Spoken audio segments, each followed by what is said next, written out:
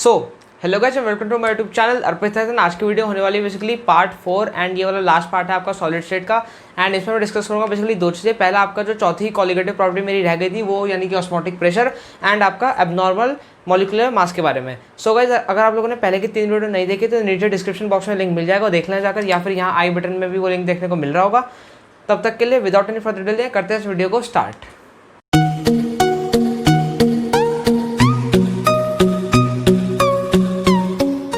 So guys, सबसे पहले बात आती है आपकी ऑस्मोटिक प्रेशर यानी कि आपकी फोर्थ कॉलिगेटिव प्रॉपर्टी जो कि पिछले वाले पार्ट में रह गई थी। सो गाइस, ऑस्मोटिक प्रेशर समझने के लिए आपको सबसे पहले क्या समझना पड़ेगा, बेसिकली ऑस्मोसिस के बारे में। सो गाइस, ऑस्मोसिस में आपको एक डायग्राम बना के समझाता हूँ। बेसिकली ऑस्मोसिस बेसिकली आपके जो लिविंग लाइफ होती है उसमें काफ़ी ज़्यादा यूज आता है एंड उसके काफ़ी ज़्यादा एप्लीकेशन भी होते हैं। सो गाइस, अगर मैं बेसिकली कंटेनर लूँ, बेसिकली सपोज ये कंटेनर है एंड इसमें एक लिक्विड है एंड उसमें बेसिकली मैंने एक समझो एक फ्लास्क इंसर्ट किया, बेसिकली ऐसा कुछ फ्लास्क,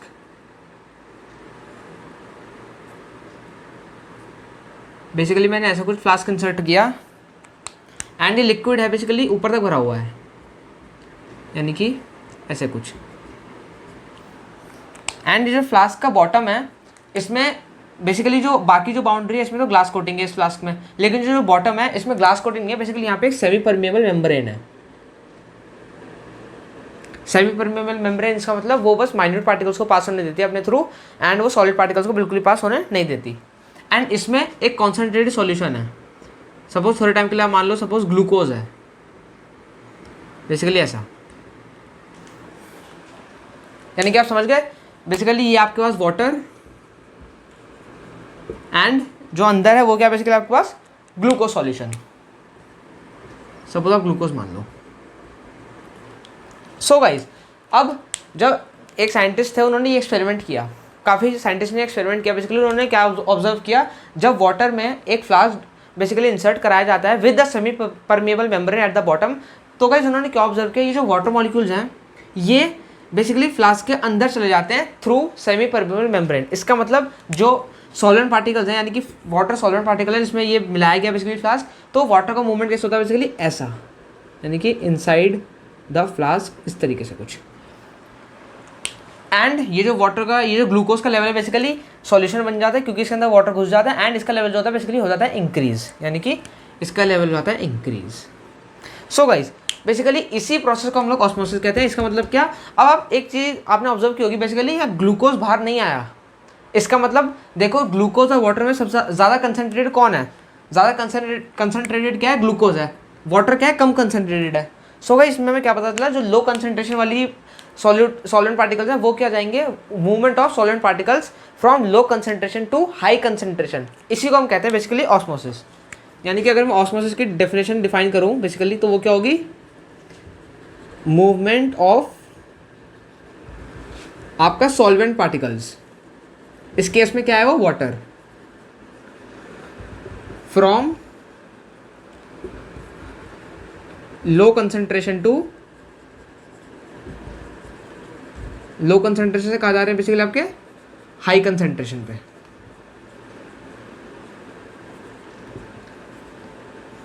यानी कि जो ग्लूकोज पार्टिकल्स थे फ्लास्क के अंदर वो बाहर नहीं आए, आपका जो वाटर है बेसिकली वो अंदर चला गया। इसका मतलब जो सॉल्वेंट पार्टिकल्स हैं लो कंसंट्रेशन वाले, इसका मतलब जैसे वाटर यहाँ पे लो कंसंट्रेशन वाला है, ग्लूकोज हाई कंसंट्रेशन वाला है, इसका मतलब जो लो कंसंट्रेशन वाले पार्टिकल्स हैं यानी कि इस केस में वाटर हो गया, वो जा रहा है हाई कंसंट्रेशन की तरफ, हाई कंसंट्रेशन वाला बाहर नहीं आ रहा।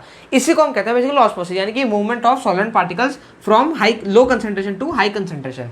बेसिकली अगर मैं इसे एग्जाम्पल दूँ, इसके लिविंग एग्जाम्पल है बेसिकली, जैसे कि आप मैंगो लेते हो, मैंगो का आप लोग पिकल बनाते हो, मतलब आप लोग भी बनाते होंगे, आपकी मतलब बेसिकली मम्मी या दादी लोग बनाते होंगे, पिकल बनाते होंगे बेसिकली अचार, मैंगो का अचार। तो उसमें क्या होता होगा बेसिकली, उसको पहले रखते हैं, बेसिकली मैंगो होता है इतना बड़ा यानी कि काफ़ी बड़ा होता है, उसको हम जैसे हम रखते हैं बेसिकली सॉल्ट सॉल्यूशन में, तो इसका मतलब क्या होगा, बेसिकली सॉल्ट का जो सॉल्यूशन है वो क्या होगा बेसिकली हाईली कंसेंट्रेटेड, एंड जो मैंगो का अंदर का पल्प है वो क्या है बेसिकली लो कंसेंट्रेटेड। सो गाइस क्या होता है, मैंगो को पिचक के छोटा सा हो जाता है, यानी कि इतना सा हो जाता है बेसिकली, उसी से हम बेसिकली उसका अचार बनाते हैं, यानी कि पिकल उसी से बनाते हैं बेसिकली। ये था बेसिकली पहला एग्जांपल। एंड सेकंड एग्जांपल क्या बेसिकली, जैसे रेजिन्स होती हैं, रेजिन्स क्या किशमिश होती हैं, उनको आप वाटर में डाल के रख दो, क्या होती है वो सुबह तक देखना आप स्वेल हो जाएंगी, यानी कि वो एकदम फूल जाएंगी, स्वेल हो जाएंगी। तो उसमें क्या होगा बेसिकली, जो वाटर होगा, वाटर में डालोगे आप, वाटर क्या लो कंसेंट्रेशन, एंड जो रेजिन का अंदर वाला पल्प है वो क्या बेसिकली हाई कंसेंट्रेशन, तो वाटर क्या होगा low concentration to high concentration चला जाएगा। ये भी एक लिविंग एग्जांपल है बेसिकली ऑस्मोसिस का। एंड अगर मैं एक और बात करूँ तो वो क्या बेसिकली, जो फ्लावर्स होते होंगे आप देखते होंगे उन्हें अगर आप वाटर में डाल के रख दो ओवरनाइट, तो वो वापस से, यानी कि जो आपके मुजरे हुए फ्लावर्स हैं, एक मिनट, मुजरे हुए फ्लावर्स हैं वो भी आपके क्या हो जाएंगे, वापस से खिल जाएंगे, ठीक है, वो भी अच्छे से ब्लूम हो जाएंगे दोबारा से। सो गाइस ये बेसिकली 3 एग्जांपल थे आपकी प्रैक्टिकल लाइफ से रिलेटेड ऑस्मोसिस के, एंड इसी को हम कहते हैं ऑस्मोसिस। अब मैं बात करता हूँ बेसिकली आपका ऑस्मोटिक प्रेशर क्या होता है। ऑस्मोटिक प्रेशर समझ लेना, ये इंपॉर्टेंट कॉलिगेटिव प्रॉपर्टी है एक। ऑस्मोटिक प्रेशर बेसिकली होता क्या है, सपोज मैंने एक काम किया, मैंने 2 कंटेनर लिए,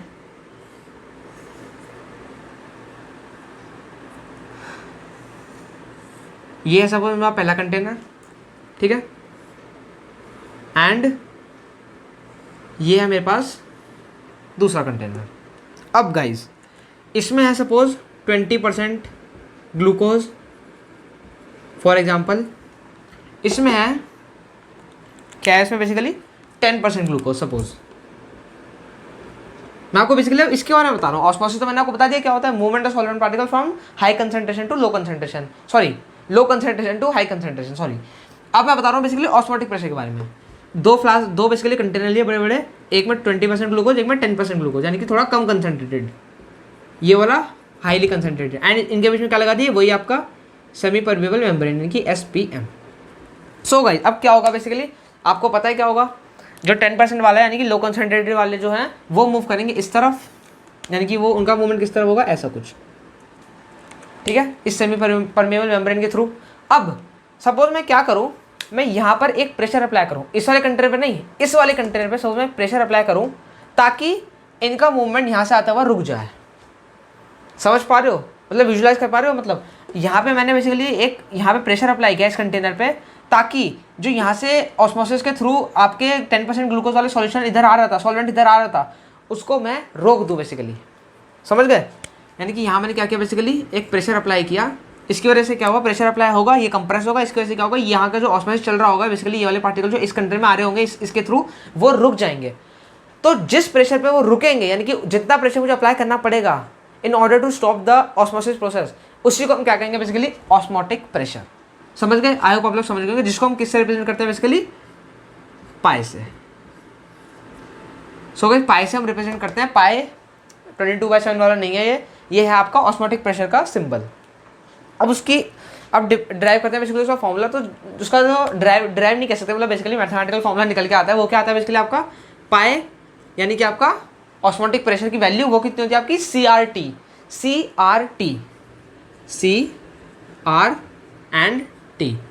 ये होता है बेसिकली आपका ऑस्मोटिक प्रेशर। अगर मैं बात करूं तो osmotic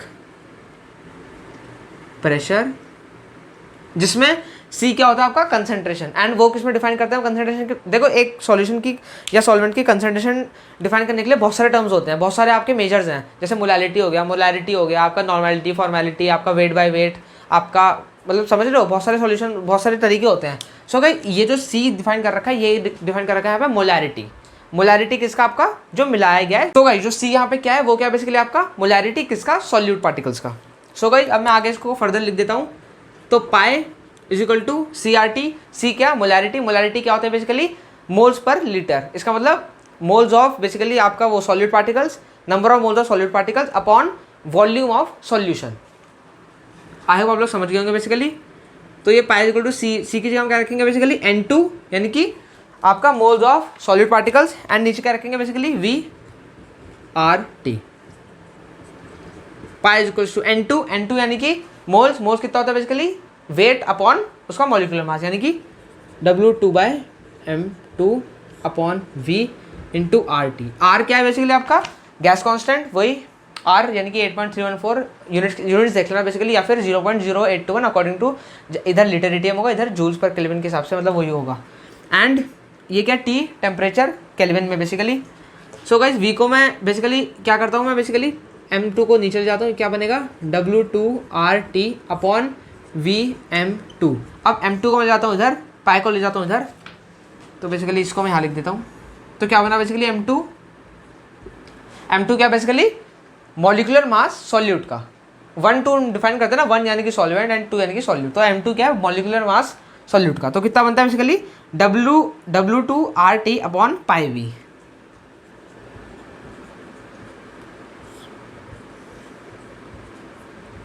upon pi V। So guys ये फाइनली फॉर्मूला बनता है आपका मॉलिकुलर मास ऑफ सॉल्यूट का। ये फाइनली जो ड्राइव होता है वो होता है ये। एंड अगर इनिशियली आपको डायरेक्टली मोलारिटी दे रखी हो तो आप डायरेक्टली यहाँ डाल देना, ठीक है, सिंपल है। सो गाइज अब आप लोग के माइंड में चल रहा होगा बेसिकली यहाँ पे हमारी सारी जो है ऑस्मोटिक प्रेशर खत्म होता है, एंड यहाँ पे बेसिकली ये होता है हमारा ऑस्मोटिक प्रेशर, एंड यहाँ पे हमारी चारों कॉलिगेटिव प्रॉपर्टीज होती हैं खत्म। अब आपके दिमाग में चीज़ आ रही होगी बेसिकली, हम लोगों ने आपने ऑब्जर्व किया होगा मोस्टली हमने कॉलिगेटिव प्रॉपर्टी में क्या निकाला, मॉलिकुलर मास सॉल्यूट का। अब आप लोग सोचोगे मॉलिकुलर मास क्या है, हर में मॉलिकुलर मास निकाले जा रहे हैं, इसका फायदा क्या है बेसिकली। तो देखो फायदा इसका होता है बेसिकली बायोलॉजिकल एप्लीकेशन, इसकी ज़्यादा क्या है बायोलॉजिकल एप्लीकेशन ज़्यादा होती है इसमें क्या होता है बेसिकली, जैसे मैं बात करूँ आपके पास नाइट्रोजन है, हाइड्रोजन है, नाइट्रोजन का कितना होता है बेसिकली आपका 14 होता है। तो बेसिकली आपको ये सब पता है, ये काफ़ी इजी है। जैसे ऑक्सीजन की बात करूँ तो 16 होता है, तो इन सब के आपको पता है बेसिकली ये क्या है इजी है। लेकिन जो आते हैं आपके बायोलॉजिकल बेसिकली प्रोटीन्स हो गए, अमीनो एसिड्स हो गए, उनके जो वो होते हैं बेसिकली मॉलिक्यूलर मास निकालने बिल्कुल बहुत हार्ड होते हैं, मतलब आसानी से आपको पता नहीं होता है, बेसिकली एक्सपेरिमेंटली निकाल जाते हैं। वो एक्सपेरिमेंट कौन सा होता है बेसिकली, ये हो गया आपका बॉइलिंग पॉइंट वाला एलिवेशन हो गया, आपका फ्रीजिंग पॉइंट का डिप्रेशन हो गया। बेसिकली इन आप मेथड से बायोलॉजिकल जो चीज़ें होती हैं जिनका मॉलिक्यूलर मास अभी तक नहीं पता, वो साइंटिस्ट निकालते हैं इस तरीके से, ऑस्मोटिक प्रेशर से भी एंड बाकियों से भी। सो गाइस ये यहाँ पे ख़त्म होता है, इसमें और कुछ तो नहीं बचा। अब मैं बढ़ता हूँ बेसिकली नेक्स्ट की तरफ, एंड मैं बताता हूँ कुछ और चीज़ें। सो गाइस अब आते हैं बेसिकली आपके, अगर बात करूँ तो ये चीज़ समझ लो, वैसे ऑल्दो आती नहीं है उतनी, लेकिन आपको पता होनी चाहिए। बेसिकली 3 टाइप के सॉल्यूशन होते हैं आपके, वो क्या होते हैं basically isotonic solution, hypotonic solution and आपका हाइपरटोनिक सॉल्यूशन। अब आपको नाम से पता लग रहा होगा, आइसो यानी कि same, hypo come, and hypertonic यानी कि ज़्यादा। सो गाइस आप थोड़ा ठीक ही सोच पा रहे हो मतलब। तो आइसोटोनिक सॉल्यूशन क्या होते हैं बेसिकली, आइसोटोनिक सॉल्यूशन आपके वो होते हैं बेसिकली 2 सॉल्यूशन जैसे मैं लूँ एंड दोनों को सेमी परमेबल मेम्ब्रेन बीच में लगा दूँ, तो आइसोटोनिक का मतलब क्या है, उनकी कंसंट्रेशन सेम है। इसका मतलब अगर मैं 2 कंटेनर में लूँ एंड बीच में सेमी परमेबल मेम्ब्रेन लगा दूँ तो भी कोई ऑस्मोसिस का प्रोसेस नहीं होगा। क्यों? क्योंकि ऑस्मोसिस का प्रेशर कब होता है बेसिकली, कंसंट्रेशन डिफरेंस जब होता है, यानी कि low concentration to high concentration basically difference होना चाहिए। अगर आप लोगों ने दोनों कंटेनर में बेसिकली सेम कंसंट्रेशन वाले लिक्विड ले लिए, सॉल्यूशन ले लिया, तो क्या होगा बेसिकली कोई ऑस्मोसिस प्रोसेस कोई नहीं होगा, यानी कि कोई भी कहीं भी ट्रांसफर कोई भी लिक्विड नहीं करेगा। उसको हम क्या कहेंगे बेसिकली आइसोटोनिक सॉल्यूशन, यानी कि सेम सॉल्यूशन। सो ये तो हो गया बेसिकली। अगर मैं इसका एग्जांपल दूं तो इसका एग्जांपल क्या बेसिकली आपका 0.9% weight by volume NaCl। So guys 0.9% weight by volume NaCl का मतलब क्या है बेसिकली, जिसको आप आसान भाषा में क्या कहते हो, ब्राइन सॉल्यूशन। ब्राइन यानी कि ब्राइन कह रहा हूँ, सलाइन। इसको आप क्या कहते हो बेसिकली, सलाइन। यानी कि आपने 100 ml पानी लिया तो उसमें आपका 9 ग्राम क्या होगा बेसिकली NaCl। तो इसका मतलब क्या होता है बेसिकली, इसका एप्लीकेशन का यूज़ होता है बेसिकली आपका इंट्रावीनस जो इंजेक्शंस होते हैं, यानी कि उसमें बेसिकली सिरिंज में डाला जाता है ये। इसका क्या होता है बेसिकली, इसकी जो कंसंट्रेशन होती है वो आपके बॉडी के फ्लूइड्स के, जो बॉडी के अंदर फ्लूइड्स होते हैं उनकी कंसंट्रेशन के बराबर होती है। उससे क्या होता है, जब आप किसी को इंजेक्शन लगाते हो तो अंदर ऑस्मोसिस का प्रेशर नहीं होता। सपोज अंदर क्या हुआ बेसिकली, इसकी कंडीशन सपोज ज़्यादा हुई, सपोज मैं कहता हूँ कोई आपने किसी ऐसा बेसिकली इंजेक्ट करा जिसमें क्या है लिक्विड की कंसंट्रेशन ज़्यादा है, समझ रहे हो, तो क्या होगा बेसिकली अंदर के जो बॉडी फ्लूइड्स होंगे वो जैसे वो अंदर गया, वो पहले क्या करेगा, अंदर जाएगा लिक्विड, और क्या करेगा, ऑस्मोसिस स्टार्ट होगा। इसका मतलब जो बाकी के बॉडी फ्लूइड्स होंगे जिनकी कंसंट्रेशन उसके कंपैरिजन में कम होगी, वो क्या होंगे बेसिकली अंदर ऑस्मोसिस के थ्रू अंदर आ जाएंगे, एंड आपकी वेन्स क्या होंगी, फूल जाएंगी, बेसिकली स्वेल कर जाएंगी, जो कि एक बहुत डेंजरस प्रोसेस होता है बायोलॉजी में। इसलिए मैं बता रहा हूँ ये क्या है, 0.9% वेट बाय वॉल्यूम आपका NaCl यूज़ होता है बेसिकली आपका इंजेक्शन में, इंट्रावीनस इंजेक्शन जब हम लोग देते हैं तो बेसिकली इसी मीडियम में दिया जाता है, क्योंकि इसका जो वो होता है कंसंट्रेशन वो आपके बॉडी फ्लूइड्स के बराबर होता है, ताकि वो कोई ऑस्मोसिस नहीं शो करें। नेक्स्ट आता है आपका हाइपोटोनिक सॉल्यूशन। हाइपोटोनिक सॉल्यूशन जिसमें आपकी बेसिकली कंसंट्रेशन होती है कम, एंड हाइपोटोनिक सॉल्यूशन में जब आप एक चीज़ रखते हो, यानी कि सपोज मैंने कोई सब्सटेंस हाइपोटोनिक में रखा तो क्या करेगा, स्वेल कर जाएगा। क्यों? क्योंकि जो बाहर की जो कंसंट्रेशन होगी, लो कंसंट्रेशन, वो क्या करेगी, अंदर आ जाएंगे वो सारे solvent part molecules due to osmosis. इसका एग्जांपल है बेसिकली रेजिन वाला एग्जांपल्स। सो जो रेजिन वाला एग्जांपल है वो यही है, यानी कि किशमिश यानी कि रेजिन होती है जो वो आपकी स्वेल कर जाती हैं। अगर आप रात को पानी में रखोगे तो सुबह तक वो फूल जाएंगी।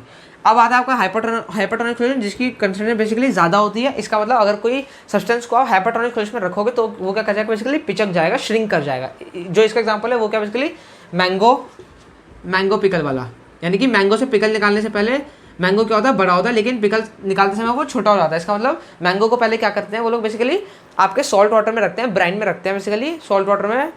उससे क्या होता है, सॉल्ट की कंसंट्रेशन ज़्यादा होती है, इसलिए मैंगो टू सॉल्ट वो पानी होता है जो सारा फ्लूइड लीक कर देता है, एंड आपका मैंगो पिचक जाता है। फिर उससे हम लोग पिकल बनाते हैं, सॉल्ट बनाते हैं। अब हम लोग की ये खत्म होती है यहाँ पे। एंड अब मैं बात करूँगा बेसिकली एबनॉर्मल मॉलिक्यूलर मास के बारे में, एंड फर्दर बात करूँगा वॉन्ट ऑफ फैक्टर। इसको मैं कर देता हूँ रब।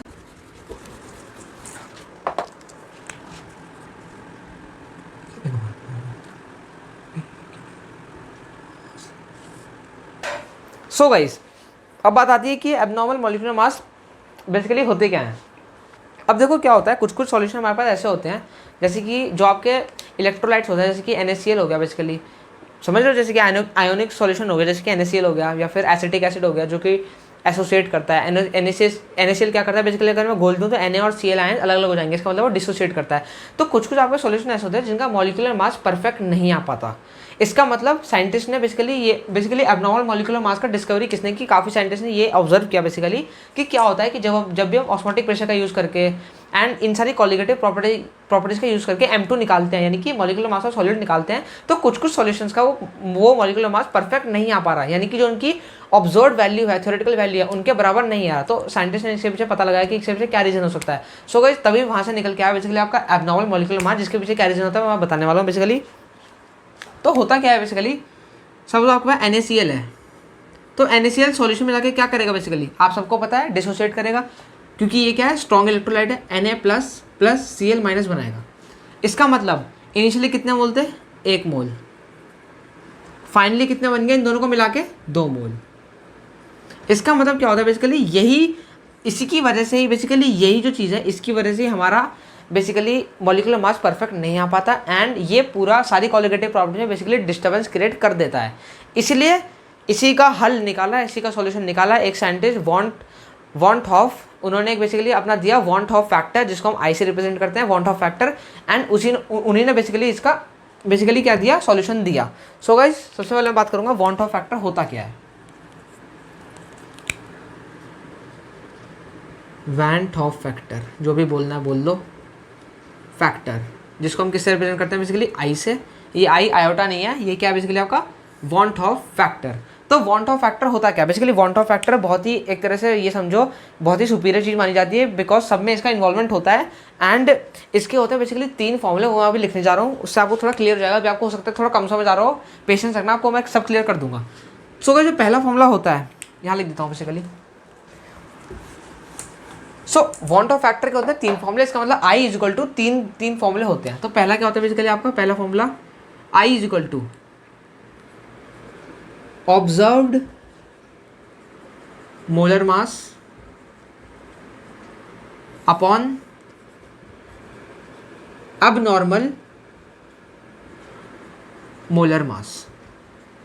इसका मतलब यदि मैं NaCl की बात करूं तो Na प्लस Cl ये है आपका मोलर मास, आपका थ्योरेटिकल, इसका मतलब एबनॉर्मल वाला, जो आपको लग रहा है कि होना चाहिए, लेकिन जो आपको ऑब्जर्व होगा यानी कि जो कैलकुलेटेड होगा वो कैसा आएगा, उससे अलग। इसका मतलब यानी कि जो जैसे मैंने आपको बताया कि 1 मोल है, लेकिन डिसोसिएट होने के बाद 2 मोल हो गया, तो गाइस वो आपका ऑब्जर्व है, इसका मतलब कैलकुलेटेड है, समझ रहे हो।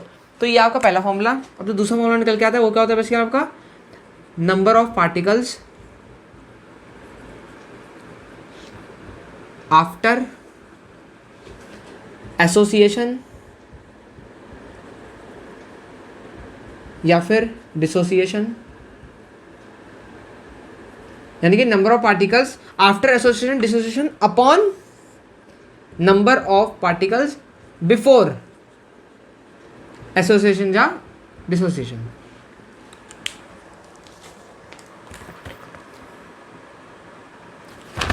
ठीक है, ये आपके दो फॉर्मूले हो गए। अब जो आपका तीसरा फॉर्मूला आता है वो क्या आता है बेसिकली आपका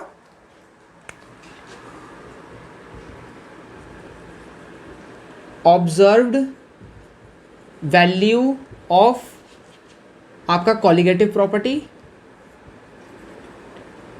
जो आपकी कॉलिगेटिव प्रॉपर्टीज होती हैं उनके ऑब्जर्व्ड वैल्यू, यानी कि कितना एलिवेशन हुआ बॉइलिंग पॉइंट में, कितना डिप्रेशन हुआ फ्रीज पॉइंट में, वो ऑब्जर्व्ड अपॉन आपका अब normal value of colligative property. So guys ये हमारे 3 फॉर्मूले आते हैं बेसिकली निकल के 1 2 3। ये बेसिकली आपको तीनों याद करने हैं। एंड अब अभी आपको हो सकता है उतना अच्छा समझ नहीं आ रहा हो, बेसिकली मैं आपको समझाता हूँ। सो गाइस अगर मैं बात करूँ एक छोटा सा बहुत छोटा एग्जांपल लूँ, बेसिकली सपोज मैं इसकी बात करूँ सॉल्व फॉर्मूले की, आई क्या होता है number of particles dissociation association जो भी हुआ बेसिकली, एसोसिएशन मानो डिसोसिएशन मानो जो भी हुआ बेसिकली बाद में अपॉन पहले। यानी कि अगर मैं NaCl की बात करूँ तो NaCl कितने में टूट गया बेसिकली Na+Cl, यानी कि 2 मोल बन गए। इसका मतलब अगर मैं रिलेटिवली पार्टिकल देखूँ तो वो भी 2 ही होंगे, यानी कि Na में काट दूँ बेसिकली तो कितना हो जाएगा 2, आफ्टर कितने में 2 अपॉन बिफोर कितने 1, यानी कि I कितना आ गया 2, किसके केस में NaCl के केस में, समझ लो। वेरेज एसिटिक एसिड क्या होता है CH3COH, उसको अगर मैं डिसॉल्व करता हूँ बेसिकली आपका बेंजीन में तो क्या होता है बेसिकली आपको डाइमर बना लेता है, हाइड्रोजन बॉन्ड्स के चलते क्या बना लेता है डाइमर से क्या होता है बेसिकली वो मॉलिक्यूल डिसोसिएट होने की बजाय एसोसिएट हो जाते हैं, यानी कि ऑपोजिट ऑफ NaCl, यानी कि आप 2 मोल डालोगे तो वहाँ से 1 मोल ही बन जाएगा, समझ लो। तो बेसिकली आफ्टर कितने हो जाएंगे वहाँ पे हाफ हो जाएंगे ना अगर मैंने 1 मोल डाला तो, एंड बिफोर कितने 1, तो आई हाफ आ जाएगा टोटल किसके केस में, एसिटिक एसिड के केस में। आप समझो बेसिकली लगाना कैसे आपको इस तरीके से लगाना है वो, एंड आपको एक करेक्शन करनी है बेसिकली, या आई को आपको हर एक कॉलिगेटिव प्रॉपर्टी में मल्टीप्लाई कर देना है जब भी आप कॉलिगेटिव प्रॉपर्टी कैलकुलेट करोगे, ताकि वो सही आए। एक तरह से बेसिकली आप इसे एज ए करेक्शन यूज करो। सो गाइस मैं यहाँ पे तीनों फॉर्मूले लिख देता हूँ जो आपकी करेक्ट कॉलिगेटिव प्रॉपर्टी निकल कर आती है आफ्टरवर्ड्स। जो आपकी डेल्टा सपोज मैं बात करूँ TB है, TB कितना आएगा बेसिकली आपका KB इंटू M, ये तो होता है आपका जो आप समझते थे, यानी कि एबनॉर्मल जो था कॉलिगेटिव प्रॉपर्टी, इनटू आप मल्टीप्लाई कर दोगे आई का, समझ लो। डेल्टा TF कितना है बेसिकली KF इंटू M, ये वही यानी कि आपका थ्योरेटिकल था, लेकिन आई से मल्टीप्लाई करके क्या आया कैलकुलेटेड या फिर ऑब्जर्व्ड। आपका क्या बात करूँ मैं ऑस्मोटिक प्रेशर की, पाई इक्वल टू CRT होता है, वैसे CRT होता है, लेकिन मल्टीप्लाई करना पड़ेगा आई का। सो गाइस ये आती है आपकी बेसिकली करेक्टेड। आप तीनों फॉर्मूले याद कर लेना, बेसिकली कुछ याद नहीं करना, बेसिकली आई का मल्टीप्लाई कर देना, ये आएगा आपकी बेसिकली करेक्ट, इसमें कोई भी गड़बड़ नहीं होगी, एंड ये बेसिकली आपका करेक्ट देगा। ठीक है गाइस, अब मैं बेसिकली एग्जांपल लेता हूँ बेसिकली आई निकालते कैसे हैं। अगर आप लोगों को कुछ भी दे रखा है बेसिकली मैं बता दूँ निकालते कैसे हैं। सो गाइस इसको मैं कर देता हूँ रब, आपको ये तीनों फॉर्मूले याद कर लेना, एंड बेसिकली आई का मल्टीप्लाई कर देना, आपकी तीनों कॉलिगेटिव प्रॉपर्टीज करेक्ट फॉर्म में आ जाएंगे निकल के। बाद में क्या करूँगा बेसिकली इसका एक क्वेश्चन भी करवा दूंगा, उससे क्या होगा आपको एकदम क्लियर हो जाएगा, क्लियर कट हो जाएगा क्वेश्चन करके। सो गाइस सपोज मैं बात करूँ NaCl की, अब मैं बात करता हूँ बेसिकली एसोसिएशन या डिसोसिएशन की, उसमें डिटेल में समझाने की कोशिश करता हूँ। NaCl क्या करेगा basically Na positive plus Cl negative आपका करेगा डिसोसिएट। सो गाइस सपोज मैं मानूँ T इक्वल टू 0, यानी कि स्टार्टिंग में कितना होगा इसमें, सपोज मैंने 1 मोल ले लिया, सपोज इसके 0 मोल्स होंगे, यानी कि जब मेरे पास सॉल्यूट ऐसे है, अभी मैंने उसको सॉल्यूशन में मिलाया नहीं है बेसिकली, डिजोल्व नहीं किया, T इक्वल टू 0 टाइम। अब T इक्वल टू 0 मैंने डाल दिया उसको, सपोज मैंने कुछ टाइम लिया T इक्वल टू सपोज कुछ T टाइम पे, सॉरी कैपिटल T लेता हूँ, T equal to time T पे, सपोज कुछ भी टाइम है, तो इसमें कुछ क्या होगा बेसिकली, मैं सपोज करूँ 1 माइनस एक्स होगा, एंड इसके एक्स पार्टिकल्स एंड इसके एक्स पार्टिकल्स, समझ लो। अब मैं निकालता हूँ आई क्या होता है बेसिकली आपका टोटल पार्टिकल्स आफ्टर डिसोसिएशन। इस केस में एसिटिक एसिड में एसोसिएशन होगा, total particles after dissociation upon total particle before dissociation, यानी कि आई टोटल पार्टिकल आफ्टर डिसोसिएशन कितने हुए, ये वाले सबको कर दो ऐड, तो कितना आ गया basically 1 minus x plus cut गया, यानी कि 1 प्लस एक्स आ गया, अपॉन बिफोर डिसोसिएशन सबको कर दो ऐड 1 आ गया। कितना आ गया आई 1 प्लस एक्स अपॉन 1। अब आप सोचोगे भैया आप तो 2 कह रहे थे, तो इसमें जो x होता है, x क्या होता है बेसिकली आपका डिग्री ऑफ डिसोसिएशन, लिख देता हूं मैं, डिग्री ऑफ डिसोसिएशन या फिर एसोसिएशन, दोनों केस में किसके लिए भी यूज करना है कर लो। अब आप कह रहे थे, अब आप सोच रहे हो भैया आप तो 2 कह रहे थे, ऑब्वियसली 2 होना चाहिए। तो गाइस इसमें हम जो डिग्री ऑफ डिसोसिएशन होती है x, वो क्या लेते हैं बेसिकली हम 1 ले लेते हैं NaCl के केस में। क्यों? क्योंकि NaCl है एक स्ट्रॉन्ग इलेक्ट्रोलाइट, वो पूरा डिजोल्व हो ही जाएगा। समझ रहे हो 1 क्यों ले रहे हैं बेसिकली? क्योंकि आपने NaCl लिया तो वो पूरा डिजोल्व हो जाएगा, क्योंकि वो स्ट्रॉन्ग इलेक्ट्रोलाइट है। तो 1 + 1 2 आ गया। 2 किसकी वैल्यू है? आई की वैल्यू। किसके केस में? NaCl के केस में। ठीक है गाइस, अब आते हैं बेसिकली इसी के एडवांस टॉपिक पे, यानी कि 1 मोल ना लेके मैंने कुछ n मोल ले लिए। ये गाइस मुझे प्रॉब्लम आती थी 12th में इटसेल्फ, इसलिए हो सकता है आप लोगों को प्रॉब्लम आए, आप लोग अच्छे समझ लेना। n मोल लिए तो क्या होगा बेसिकली, सपोज 1 मोल लिए, 1 मोल से क्या होगा 1 0 0 1 - x x x, ये था 1 मोल के केस में। n मोल में क्या करना है? कुछ नहीं करना, n से मल्टीप्लाई कर दो, यानी कि n मोल लिए सपोज n ये बन जाएगा। 1 को मल्टीप्लाई करो n से, क्योंकि ऑब्वियसली यहाँ पे 1 की जगह n आ जाएगा, सिंपल है। अब इसको भी मल्टीप्लाई कर दो n से,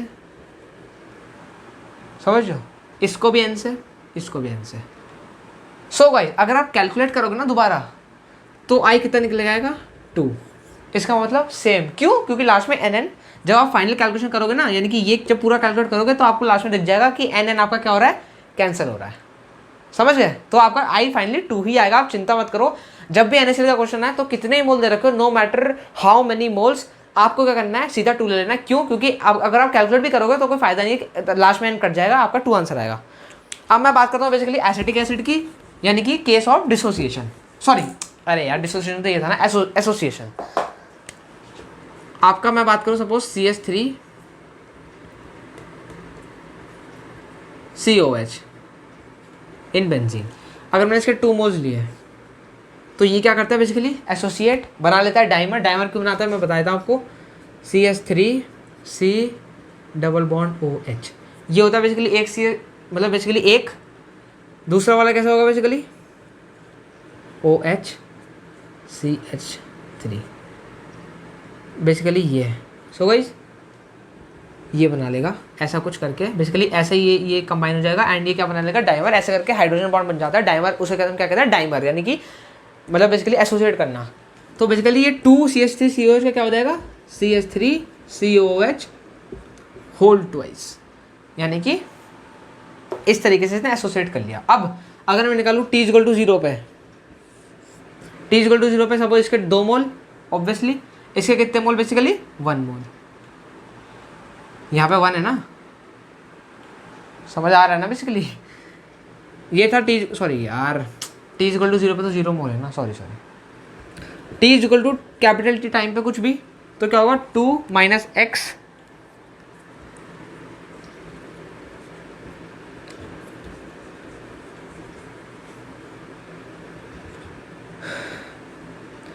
T = T टाइम पे क्या होगा बेसिकली, मैंने क्या बताया था बेसिकली आपको, 1 - x लिखो, यानी कि यहाँ पे 1 × n कर दो, यानी कि समझ गया, × 2 कर दो। मैंने आपको ये तो बताया था simple.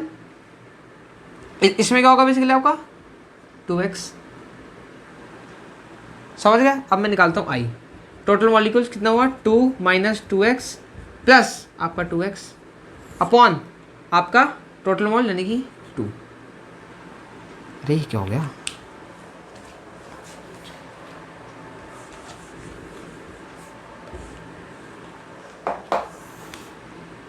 So guys T = capital T time पे कुछ मैं बात करूँ तो यहाँ पे कितने होंगे बेसिकली मैंने आपको कैसे बताया था, 1 - x इंटू मोल से मल्टीप्लाई कर दो 2 से, सिंपल है, कुछ नहीं करना है, n से मल्टीप्लाई करना है। n कितना है 2 इस केस में, समझ लो बेसिकली मैंने 2 मोल दिया बेसिकली। ये कितना हो गया 2 × 1 - x, फाइनल में कितने बनेंगे बेसिकली, यहाँ पे 1 बन रहा है बेसिकली, आपको बनेगा x, समझ रहे हो गाइस। अब मैं निकालता हूँ i कितना होगा बेसिकली टोटल, यानी कि आफ्टर को, यानी कि इनको दोनों को ऐड कर दो, यानी कि 2 माइनस आपका 2x प्लस आपका x अपॉन फाइनल 2, ये कितना आ गया बेसिकली 2 आपका x - 2x, यानी कि -x, यानी कि 2 - x अपॉन 2। अब गाइस इस केस में x क्या आएगा, ये है सबसे बड़ी दुविधा। x आएगा इस केस में भी 1, क्योंकि हम ऐसा एज्यूम करते हैं बेसिकली एसिड और बेसिकली सारे इलेक्ट्रोलाइट जो होते हैं बेसिकली वो सारे डिसोसिएट हो जाते हैं, समझ रहे हो। तो अब x आपको या तो देखो ऐसा हो रखा होगा कि डिग्री ऑफ डिसोसिएशन जो होता है आपका x या फिर एसोसिएशन मान लो, वो आपको क्वेश्चन में दिया रहता है। अगर दिया नहीं है तो भाई उसको 1 मानना, सिंपल सी बात है। तो कितना हो गया 1, 2 - 1 1/2। सो गाइस हाफ आती है इस केस में इसकी आई, मैंने आपको बताया था हाफ क्यू आई। बेसिकली आप सिंपल भी कैलकुलेट कर सकते हो, 1 बाद में अपॉन 2 पहले, कुछ नहीं करना। नंबर ऑफ पार्टिकल कितने हैं 1, मतलब मोल भी मान लो तो भी एन से मल्टीप्लाई करोगे तो ऑब्वियसली कट जाएगा। सो गाइस ये होती है बेसिकली हमारी कैलकुलेशन, एंड यहाँ पे होता है बेसिकली हमारा आई का कॉन्सेप्ट, यानी कि अब नॉर्मल मोलिकुलर मास आपका कंप्लीट। मैंने आपको ये भी बता दी थी कि सारी क्वालिटेटिव प्रॉब्लम में आपको मल्टीप्लाई कर देना। अब मैं करने वाला हूँ बेसिकली एक क्वेश्चन जिससे आपको बेटर अंडरस्टैंडिंग क्लियर होगा, एंड एक एनसीईआरटी का क्वेश्चन है। तो आप लोग अपनी एनसीईआरटी खोल लो, एक एग्जांपल दे रखा है लास्ट में, मैं बता रहा हूँ कौन सा वाला दे रखा है। अभी मैं अपनी एनसीईआरटी से सॉल्व कर रहा हूँ उसको।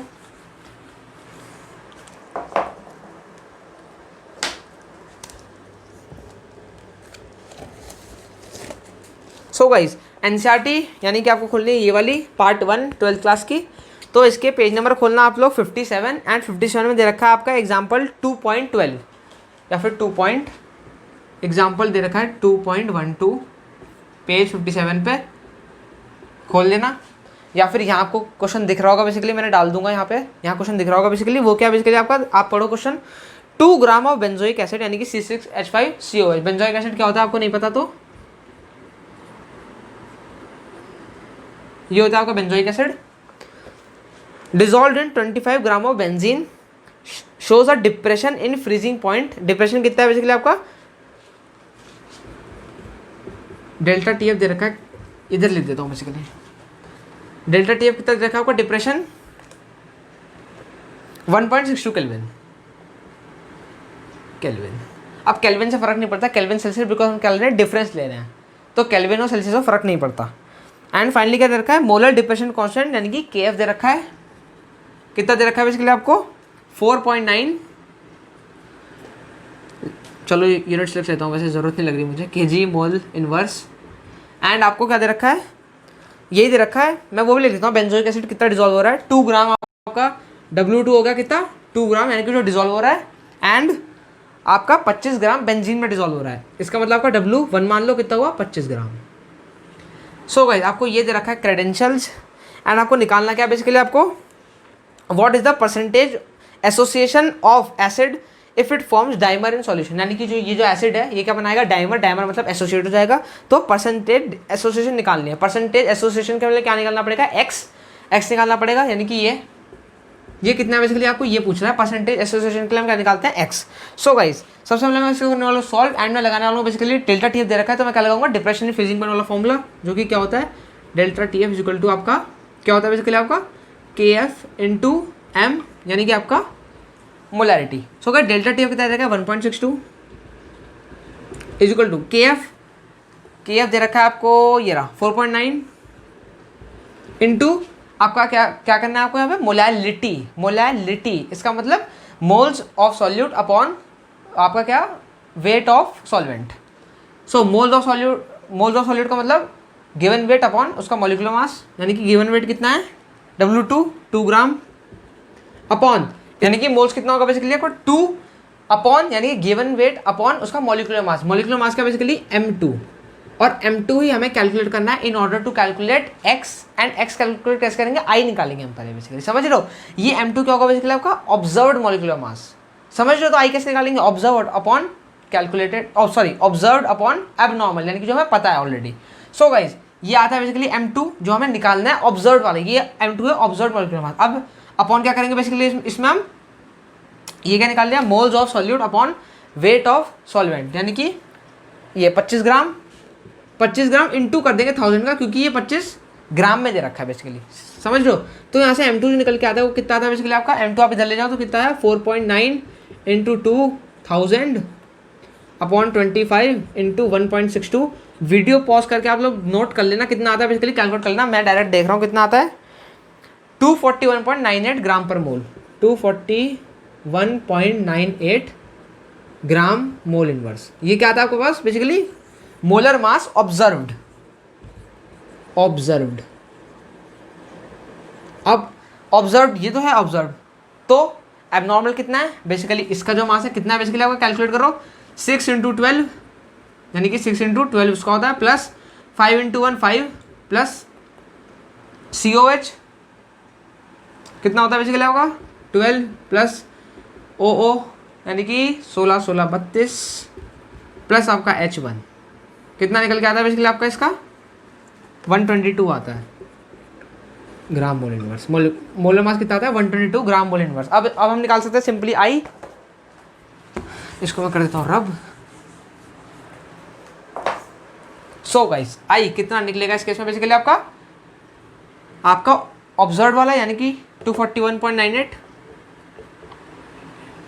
अपॉन आपका 122 क्यों, क्योंकि वो होगा आपका बेसिकली एबनॉर्मल यानी कि जो आपको पता होगा, यानी कि जो आपका कैलकुलेटेड है बेसिकली वो, समझ गया गाइस।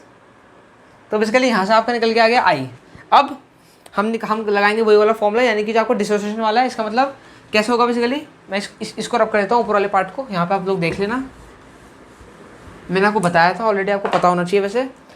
C6H5COOH सपोज मैंने यहाँ पे लिए 2 मोल, तो कितने कन्वर्ट हो जाएंगे बेसिकली आपका C6H5COOH के डाइवर बन जाएगा। इसका मतलब T इक्वल टू 0 पे अगर मैं लूँ तो कितना होगा यहाँ पे 2 मोल, यहाँ पे 0 मोल, समझ गए। T इक्वल टू कुछ टाइम T पे कितना हो जाएगा यहाँ पे 2 इंटू 1 माइनस एक्स, और ये x ही हमें निकालना है बेसिकली, समझ लो, मतलब परसेंटेज निकाल लिया, 100 का मल्टीप्लाई कर देंगे बाद में, चिल है। अब यहाँ पे जो कितना देगा बेसिकली आपका देगा 1 मोल है तो कितना देगा x, यहाँ क्योंकि यहाँ पे 1 है इसलिए मैं पहले 2x लिखने वाला, 2x नहीं लिखना है आपको, 1 लिखना है x, इसका मतलब तो i कितना आ जाएगा बेसिकली आपका i की वैल्यू आप रख दोगे, इसको आप ऐड कर दोगे तो कितना आ जाएगा बेसिकली आपका 2 माइनस 2x प्लस x, यानी कि ये कितना हो गया आपका 2 माइनस x, यानी कि 2 minus X upon 2।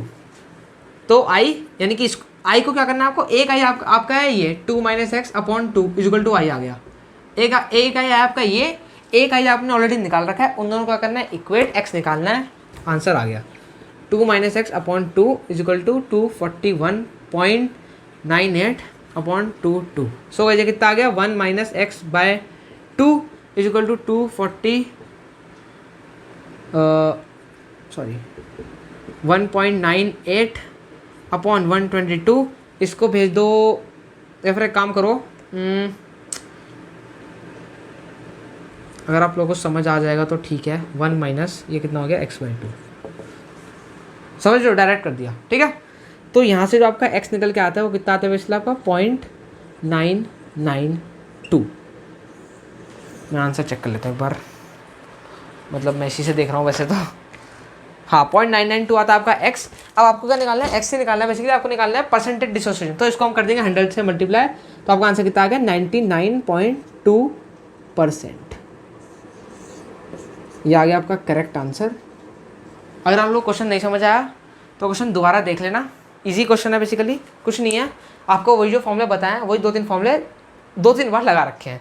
So guys आप लोगों का सॉल्यूशन चैप्टर यहीं पे होता है ख़त्म, एंड होपफुली अब मैं स्टार्ट करूंगा बेसिकली फिजिक्स का चैप्टर 2 जो कि आपका इलेक्ट्रिक पोटेंशियल एंड कैपेसिटेंस। अगर आप लोगों ने इसके पहले के वीडियो नहीं देखे तो आई बटन में लिंक देखने को मिल रहा होगा, चले जाना वहाँ पे देख लेना। एंड मैंने ऑलरेडी सॉल्यूशंस यानी कि क्लास 12 का केमिस्ट्री चैप्टर 1 फिजिकल केमिस्ट्री का, एंड आपका वो जो पहला चैप्टर होता है फिजिक्स का यानी कि इलेक्ट्रिक चार्जेस इन फील्ड, उसकी दोनों वीडियोस बना रखी हैं। प्लस मेरे चैनल पे एजुकेशनल वीडियोस भी आती हैं, इन्फॉर्मेटिव वीडियोस भी आती हैं, जेई की स्ट्रैटेजीज हो गई, आपकी बोर्ड की स्ट्रैटेजीज हो गई, जेई मेंस, नीट यानी कि फिजिक्स केमिस्ट्री, क्योंकि मैं पीसीएम वाला हूँ इस वजह से मुझे ज़्यादा मतलब नीट का पता नहीं है, इसलिए गाइस मेरे चैनल पे सारा कंटेंट अवेलेबल है। अभी मैं 12th के कोर्सेज ला रहा हूँ, मैं 12th को फिजिक्स केमिस्ट्री पढ़ाता हूँ। एंड और कुछ बोलना था बस, इसलिए मेरी वीडियोस देख लेना जाकर चैनल पे, और भी पढ़िए, इन्फॉर्मेशनल एजुकेशनल वीडियो देख लेना, आपको गाइडेंस मिल जाएगी, स्ट्रैटेजी मिल जाएगी IIT क्लियर करने की। इसलिए गाइस आई होप आप लोगों को ये वीडियो पसंद आई होगी, ये प्लेलिस्ट पसंद आई होगी सॉल्यूशंस की। तब तक के लिए वीडियो कर देना like, and please do subscribe to my YouTube channel अगर आप लोगों ने नहीं किया है तो, एंड अगर आप नए हैं तो भी सब्सक्राइब कर देना, बेल आइकन दबा देना, मैं रोज़ वीडियो लाने की कोशिश करता हूँ बेसिकली। तब तक के लिए चलते हैं, all the best, take care, अच्छे से पढ़ लेना, जो मैंने पढ़ाया रिवाइज करना। तब तक के लिए बाय बाय।